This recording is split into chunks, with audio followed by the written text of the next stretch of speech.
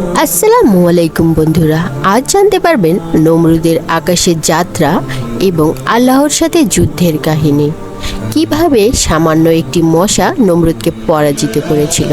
নমরুদ বড্ড অহংকারে ভরা এক নিষ্ঠুর বাদশা। প্রাচীন বেবিলনের শাসনকর্তা ছিলেন। তার শাসনকালে তিনি নিজেকে শুধু একজন সাধারণ বাদশাহ হিসেবে নয়, বরং আল্লাহর মতো সর্বশক্তিমান দাবিও করতে লাগলেন। মানুষকে তিনি নিজেকে উপাস্য হিসেবে মানতে বাধ্য করতেন। আল্লাহর কাছে প্রার্থনা কিংবা ইবাদত করা তার চোখে ছিল গুরুতর অপরাধ। তার প্রজারা ভয় এবং চাপের মধ্যে বসবাস করত, কিন্তু তার ক্ষমতার চূড়ান্ত অবস্থানে তিনি এমন এক মনের বিকারগ্রস্ততায় পৌঁছেছিলেন যেখানে তিনি আল্লাহর সাথেই যুদ্ধ করতে প্রস্তুত হন। নাউজুবিল্লাহ। এই বিষয়ে আল্লাহর সাথে যুদ্ধ, নমরুদের অহংকার আর ইব্রাহিম আলাইহিসসালামের সাথে তার তর্ক। নমরুদের সময় মহানবী ইব্রাহিম আলাইহিসসালাম আল্লাহর একজন প্রেরিত পুরুষ হিসেবে মানুষকে তাওহীদের পথে ডাকতে থাকেন। তিনি মানুষকে এক আল্লাহর ইবাদত করতে আহ্বান জানান, যিনি সব কিছুর সৃষ্টিকর্তা এবং সব কিছুর মালিক। নমরুদ এই আহ্বান শুনে প্রবলভাবে ক্ষিপ্ত হন এবং ইব্রাহিম আলাইহিসসালামের সাথে তর্ক করতে আসেন।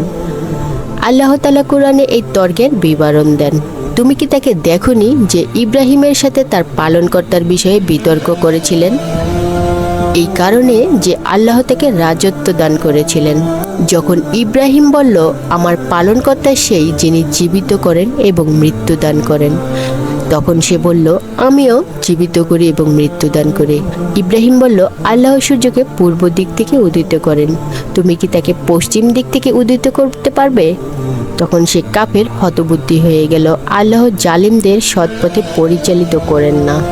ইব্রাহিম আলাইহিসসালামের এই কথার জবাবে নমরুদ চুপ হয়ে গেলেন, কিন্তু তার অহংকারে কোনো পরিবর্তন আসেনি, বরং সে আরো বেশি উত্তেজিত হয়ে উঠলেন এবং এমন কিছু করার সিদ্ধান্ত নেয় যা মানব জাতির ইতিহাসে আর কেউ কখনো করার দুঃসাহসও দেখায়নি।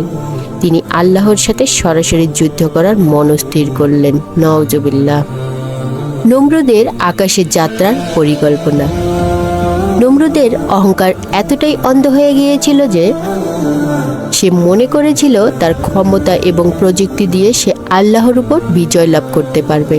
আল্লাহকে চ্যালেঞ্জ করতে এবং সরাসরি যুদ্ধ করতে তিনি আকাশে ওঠার পরিকল্পনা করলেন। তার সভা সদস্যদের নিয়ে তিনি এই পরিকল্পনা নিয়ে বসেন এবং তার প্রজাদের দিয়ে এমন একটি বিশাল পাখি তৈরি করান যেটি আকাশে উঠতে পারবে। এই পাখিটি আসলে একটি বিশাল আকৃতির খাঁচা ছিল, যার সাথে 4টি শক্তিশালী ঈগল পাখি বাঁধা ছিল। এই পাখিগুলোকে এমনভাবে প্রশিক্ষণ দেওয়া হয় যে তারা একত্রে উড়ে খাঁচাটিকে আকাশের দিকে নিয়ে যাবে। এর সাথে খাদ্য এবং পানীয় রাখা হয় যেন আকাশে অনেকক্ষণ থাকা যায়। নমরুদ বসে আছেন সেই বিশাল খাঁচার মধ্যে আল্লাহর সাথে যুদ্ধে নামার প্রতিজ্ঞা নিয়ে। নমরুদের আকাশের দিকে উড়ান এবং বিনম্র নির্দিষ্ট সেই দিন আসার পর নমরুদ এবং তার সভা সদস্য সেই বিশাল খাঁচায় উঠে পড়েন এবং ঈগল পাখিগুলোর মধ্যে তারা আকাশে উঠতে শুরু করলেন।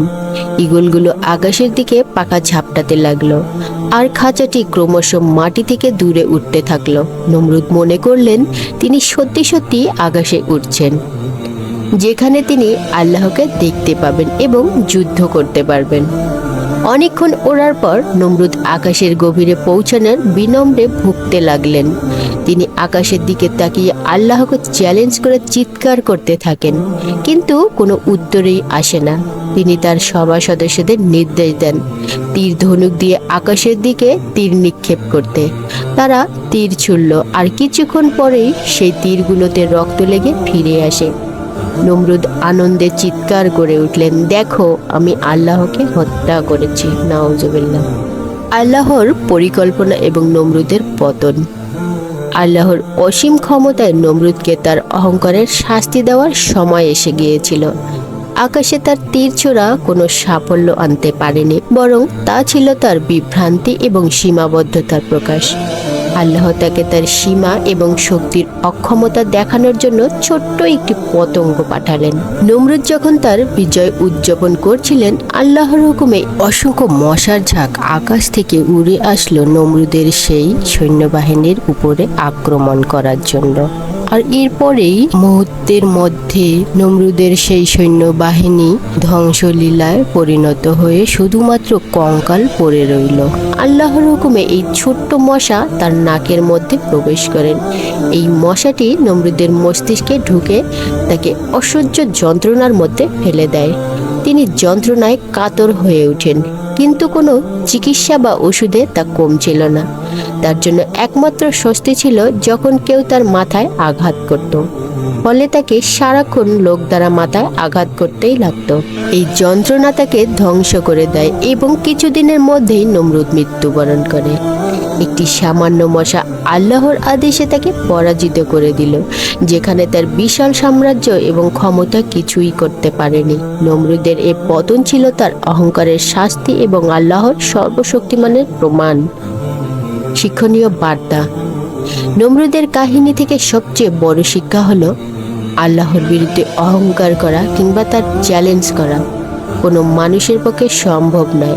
আল্লাহই সবকিছুর মালিক এবং তার চেয়ে বড় আর কেউ নেই।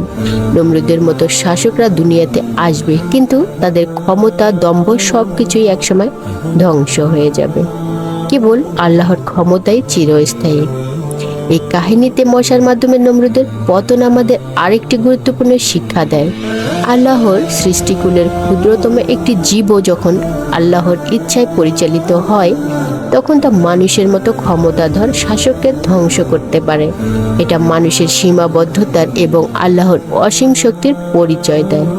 তাই নমরুদের কাহিনী কেবল একটি ইতিহাসই নয়, বরং তা আমাদের শিক্ষা দেয় যে অহংকার মানুষকে ধ্বংসের দিকে নিয়ে যায় এবং আল্লাহর সাথে যুদ্ধ করার দুঃসাহস যে দেখায়, তার পরিণাম অত্যন্ত ভয়ানক হয়।